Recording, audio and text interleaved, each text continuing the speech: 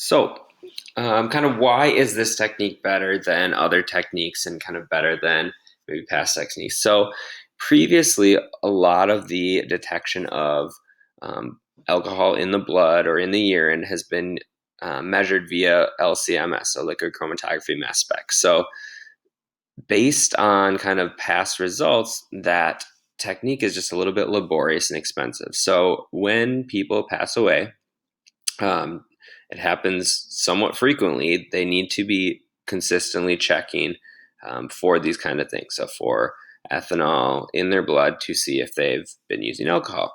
Um, and if you have a technique that's expensive and laborious, you don't want to be using that technique every time this happens. So you want a technique that's a little bit quicker, a little bit more efficient, a little bit cheaper. Um, and so this immunoassay kind of meets those criteria. So it's rapid, it's convenient, it's cost effective, and it's more widely available. So they actually have kits that people could take into the field to be able to do this immunoassay and then kind of bring it back to the machine to measure. Some other information about kind of why is it better, and these are just kind of rough amounts from doing a little research, but a kind of typical LCMS machine runs anywhere from $100,000 plus, so pretty expensive, the general machine to detect stuff. The immunoassay machine that we showed earlier is about 65,000, so a little bit cheaper there. Both are relatively expensive, but the idea is hopefully that you only have to buy a machine and then you're good for a while. It probably lasts a long time. One big difference they have, though, is that an LCMS machine kind of, again, varies a lot, but a lot of sources kind of average out to around maybe 20 tests per hour. So you're testing different samples, and you might be able to get 20 tests per hour if you could do a couple minutes per test.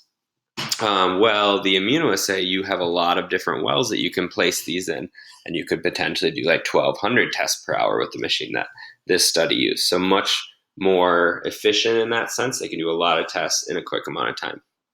The other thing is the sensitivity and specificity from the previous slide that we looked at. So the LCMS is a lot less sensitive, but it is very specific to what it's trying to find. While the immunoassay is just pretty sensitive and pretty specific, kind of high numbers on both of those. Finally, the other thing is that the immunoassay can also simultaneously measure for ETS, which is ethyl sulfate.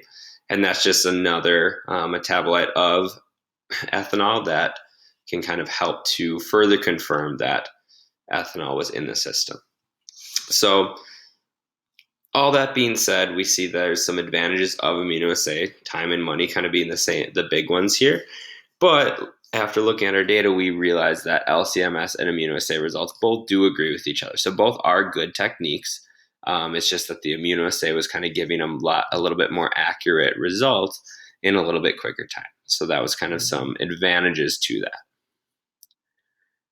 And here are the works cited, noting that the starred source here is kind of the main article with just some other articles used to reference and find some of that extra information. Thanks for watching.